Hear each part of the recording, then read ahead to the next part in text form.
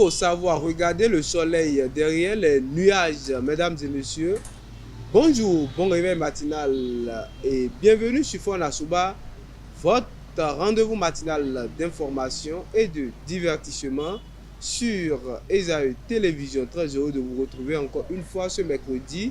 À suivre d'un instant à l'autre Boulou Info avec Elisabeth Iladja au sommet de ce matinal.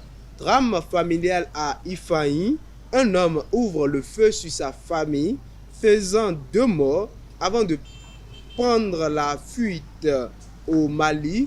Un décret présidentiel met fin à l'existence des partis politiques, suscitant des vives inquiétudes sur l'avenir du pluralisme démocratique. Le président angolais Joao Lourenço a effectué une visite historique à Libreville, marquant un tournant dans les relations entre l'Angola et le Gabon. Dans la Minute Sport de ce matin, en Championship Round de la D1 de Bulgarie, Olivier Verdon et Ludo Goret sont défaits. Sebio Soukou a renouvelé son contrat de 1 an avec Umrani Sport. Le programme des Guépards pour les journées FIFA du mois de juin 2025 est désormais connu. Après Boulou Info et la Minute Sport, on va poursuivre avec l'astuce santé pour ce matin. Perdre du poids sans faire du sport, est-ce possible? C'est l'interrogation qui va meubler cette rubrique de ce matin. Et là, dans l'artiste du jour de ce matin, autant pour moi, Lino Katana serait l'artiste qui sera mise en valeur. Et pour boucler avec Fona Souba de ce jour, je vous invite à suivre Parlons-en avec nos différents intervenants. On démarre sans plus tarder avec Boulou Info et la Minute Sport.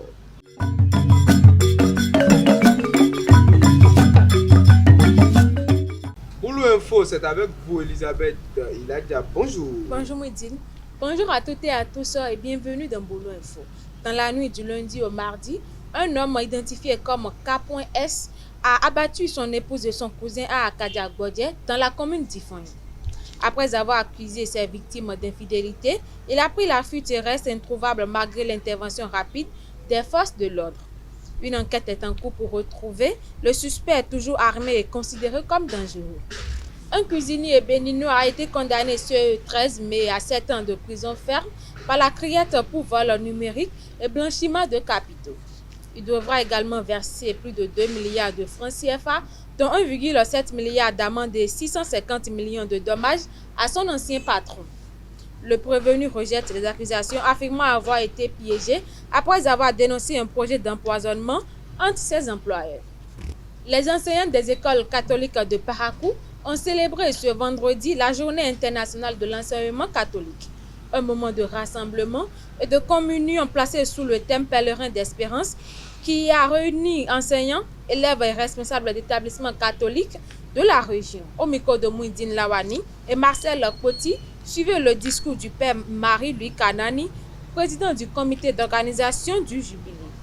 En cette année du Jubilé de l'an 2025, dont le thème est « Pèlerin d'espérance », le pape François de vénérée mémoire nous invite tous à l'espérance. Être pèlerin d'espérance signifie avancer avec foi, patience et détermination vers un idéal qui élève l'humanité. Dans le domaine éducatif, cela implique de croire en la capacité de chaque être humain à apprendre, à se transformer et à contribuer au bien commun. Pèlerins d'espérance, nous le sommes. Acteurs ou partenaires de l'enseignement catholique au regard de la mission qui nous incombe, c'est-à-dire éduquer.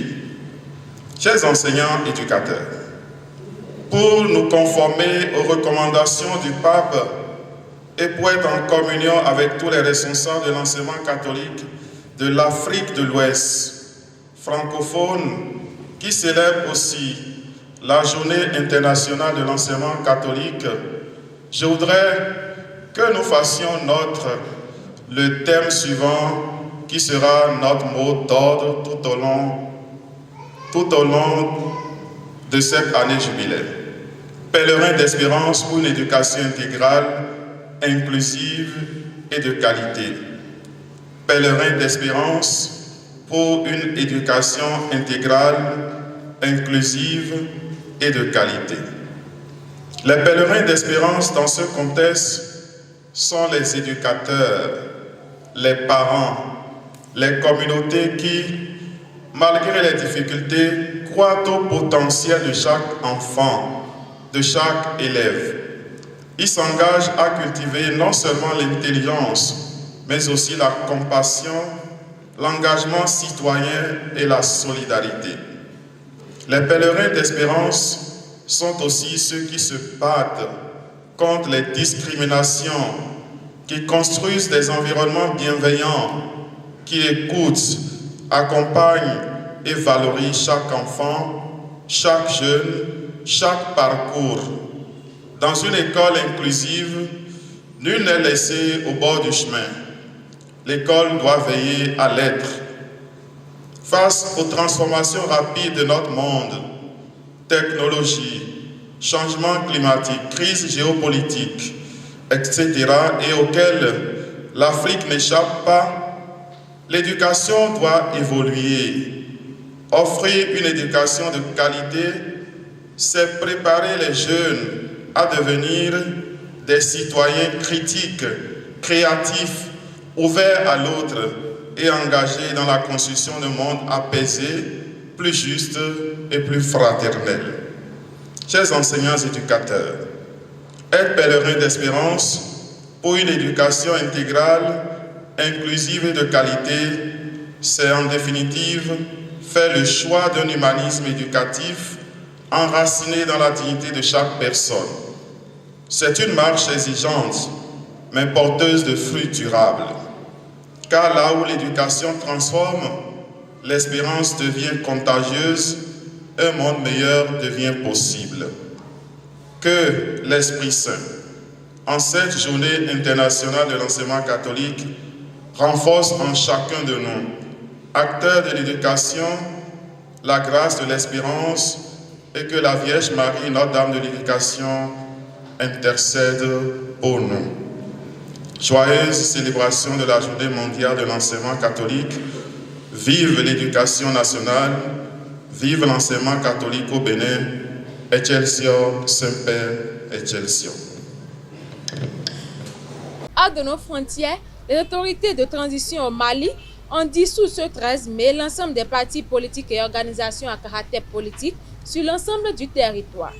Cette décision, annoncée à la télévision nationale ORTM, interdit toute activité politique sous peine de sanctions. Si le gouvernement évoque un processus de réforme, cette mesure, jugée inédite et grave, inquiète les défenseurs du pluralisme démocratique. Le président angolais João Lourenço a été accueilli à Libreville ce 12 mai par son homologue gabonais Brice Clotaire Oligui Nguema. Cette première visite officielle d'un chef d'État depuis la fin de la transition marque le réchauffement des relations entre les deux pays après des tensions nées du coup d'État de 2023. João Lourenço, saluant le retour à l'ordre constitutionnel, a invité son homologue à Luanda pour poursuivre le dialogue bilatéral. C'est tout pour l'info de ce matin. Merci de nous avoir suivis. Merci à vous, Elisabeth Iladia, pour l'actualité matinale, chers internautes. À présent, la Minute Sport avec Elvic Ngweto.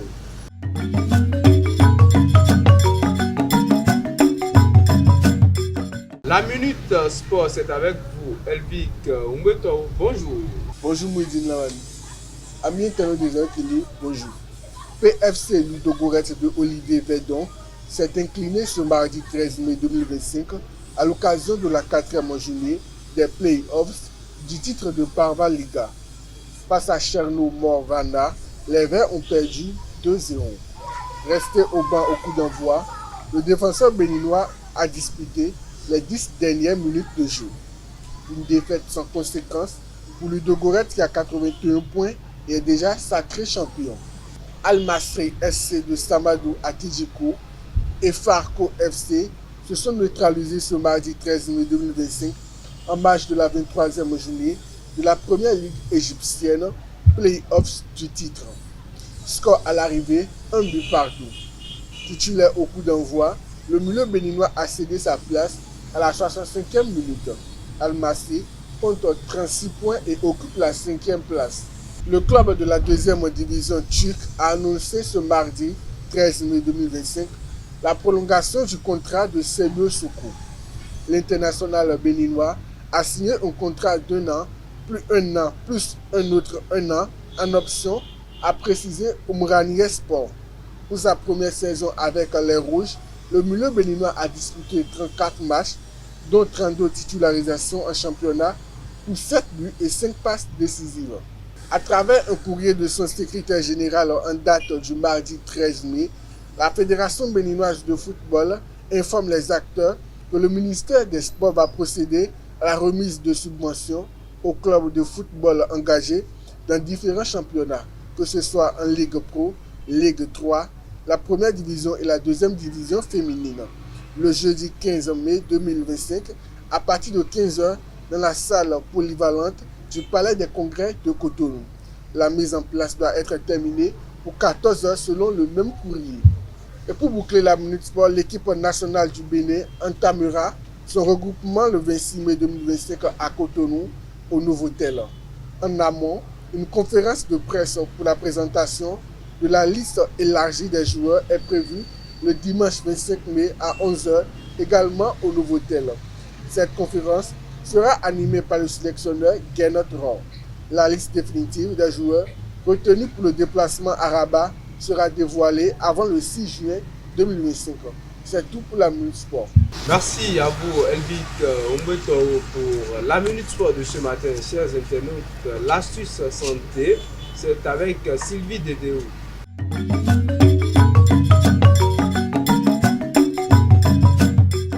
L'astuce santé, c'est avec vous, Sylvie Dédéo. Bonjour. Maudine Lawani, bonjour. Amis internautes de Zaï Télévision, bonjour et bienvenue sur la rubrique Astuce santé. Une récente, autant pour moi, étude canadienne remet au goût du jour l'idée de perdre du poids sans activité physique grâce à 2 stratégies alimentaires, le jeûne intermittent et la restriction calorique continue. Le jeûne intermittent consiste à manger uniquement pendant certaines heures de la journée, comme par exemple de 12h à 20h. La restriction calorique continue consiste à réduire les apports caloriques chaque jour sans changer les horaires de repas. Résultat de l'étude, perte de poids significative, amélioration de la santé cardiovasculaire, mais aussi baisse de la densité osseuse, fonte musculaire. Avis de l'experte Léa Zubiria. Oui, on peut maigrir sans faire du sport, mais cela n'est pas sans conséquences. Sans activité physique, la perte de poids s'accompagne souvent d'une perte de muscle, ce qui peut être néfaste pour la santé. Le sport, même en modéré, comme la marche par exemple, est un allié essentiel pour préserver la masse musculaire, maintenir un bon métabolisme, rester en forme durablement. Il est possible de perdre du poids sans sport, mais cela présente des risques. L'idéal reste une alimentation équilibrée associée à une activité physique régulière, même légère.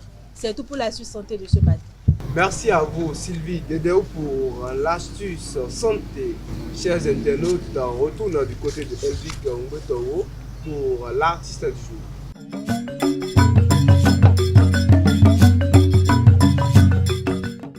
Lino Katana, l'artiste du jour, c'est également avec vous, Elvic Umbeto. Bonjour à nouveau. Bonjour à nouveau, Maudine Lawani. Amis internautes de Zaï Télé, bonjour à nouveau.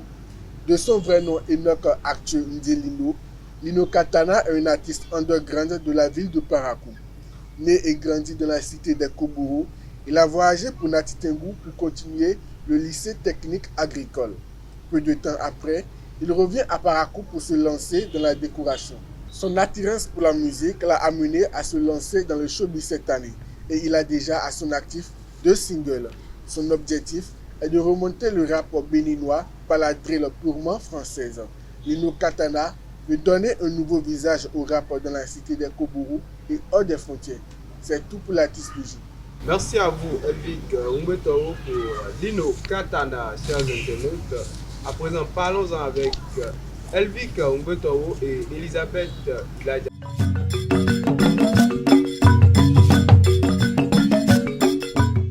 Les filles sont-elles plus matures que les garçons au même âge? C'est le sujet de Parlons-en de ce matin et le débat est avec vous. Elvic Ngbeto, bonjour à nouveau. Bonjour à nouveau, Moudi Lawan. Et Elisabeth Iladja, bonjour à nouveau. Alors, honneur aux femmes. D'entrée, je m'adresse à vous, Elisabeth Iladja. Quand on parle de la maturité, qu'est-ce que ça sous-entend pour vous?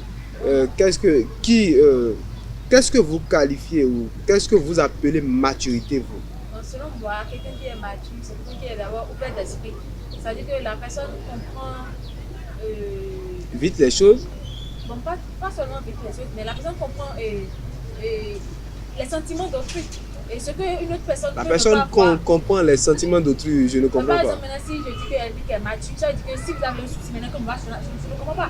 Comme vous critique par exemple, mais Elvic peut comprendre. Et puis, au lieu de vous critiquer, vous donnez des conseils en fait.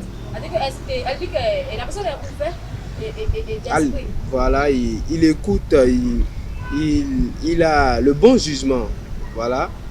Elvic Ngbeto, la maturité, pour vous, ça veut dire quoi? La maturité, c'est la capacité quand quelqu'un ne veut pas se comporter comme un enfant d'abord. C'est déjà l'aptitude de ne pas se comporter comme un enfant. De ne pas agir comme un enfant, de ne pas réfléchir comme un enfant. Ensuite, vous avez bien dit d'abord. Oui, mais je vais ajouter autre chose. Bon, de ne pas agir, de ne pas réfléchir comme un enfant. Alors, on revient sur le sujet de ce matin.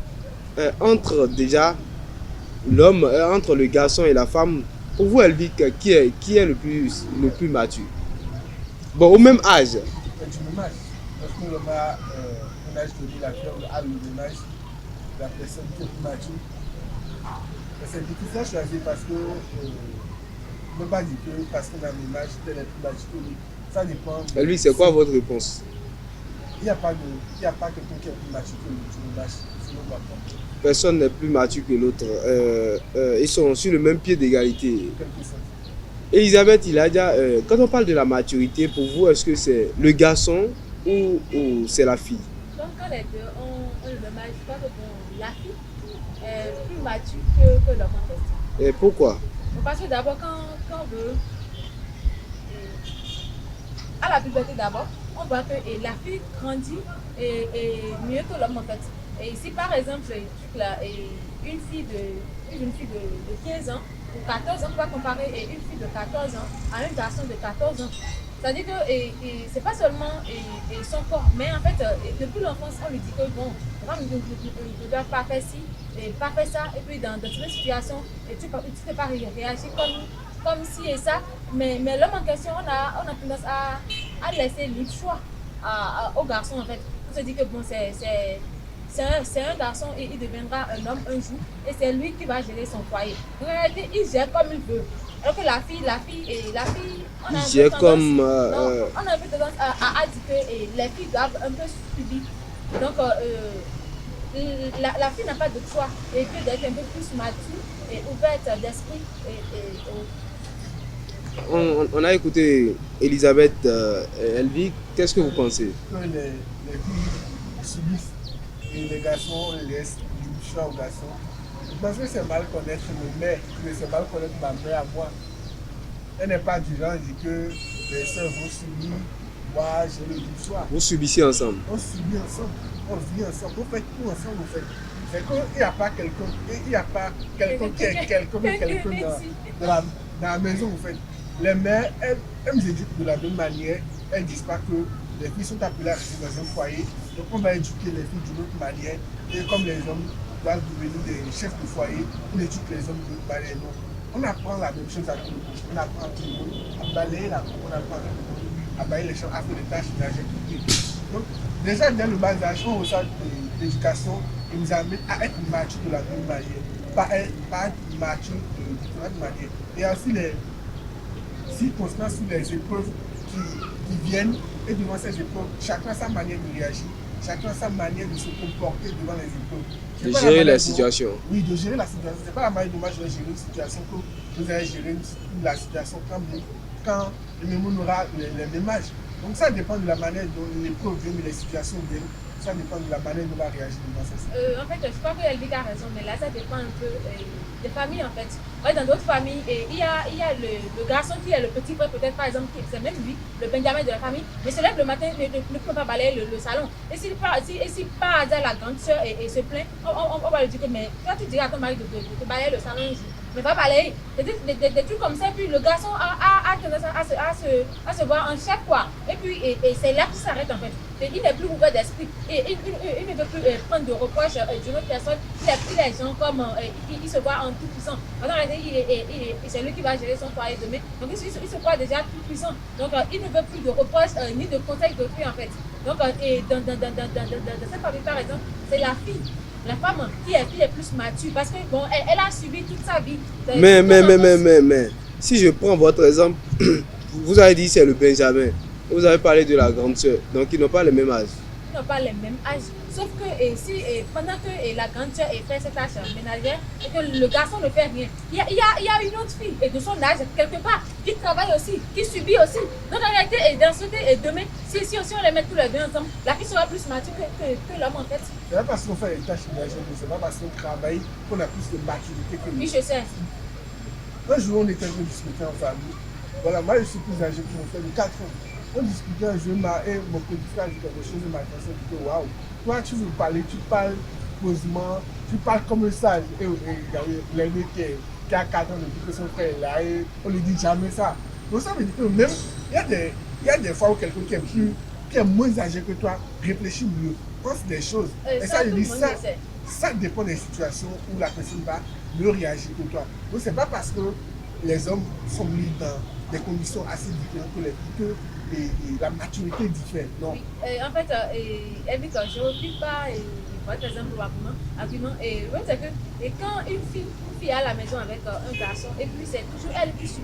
Elle a tendance à voir le monde autrement en fait. Elle sait que dans le monde, par exemple, il y a des hauts et des bas. Mais le garçon qui est tout le temps là en tant que chef, il n'a rien.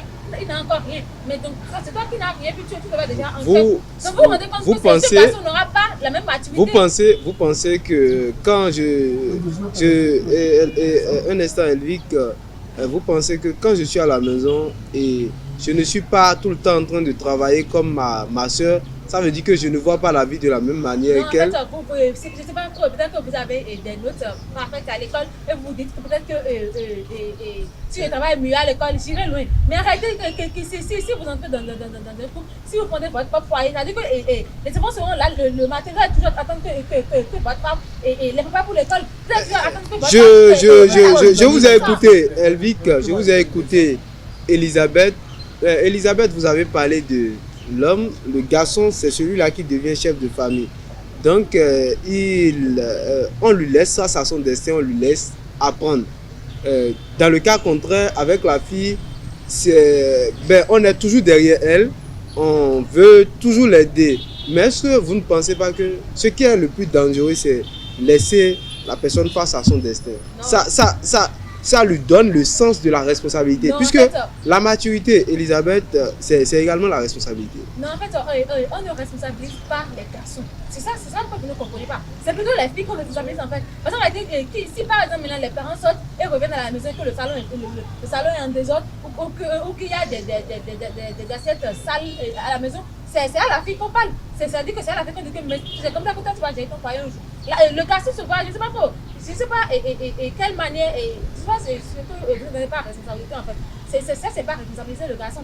C'est le laisser, vous pouvez dire que c'est le laisser face à son destin. Mais non. Ce n'est pas laisser quelqu'un face à son destin.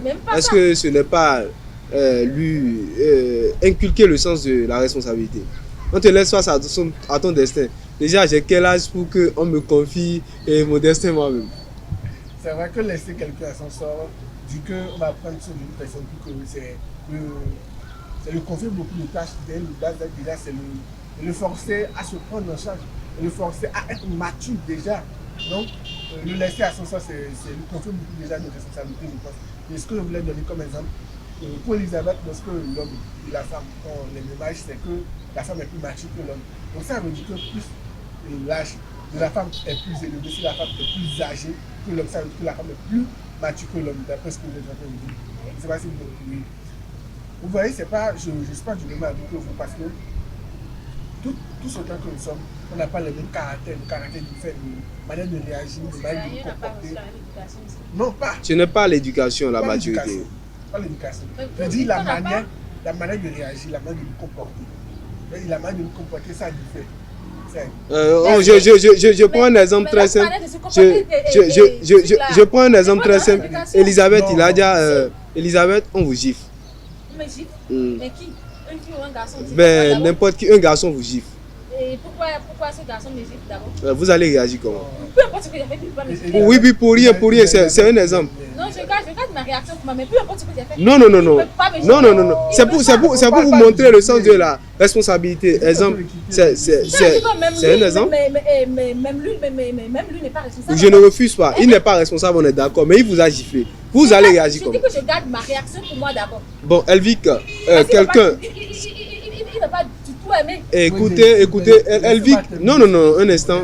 Je suis l'arbitre et je veux lui montrer ce que ça veut dire la responsabilité.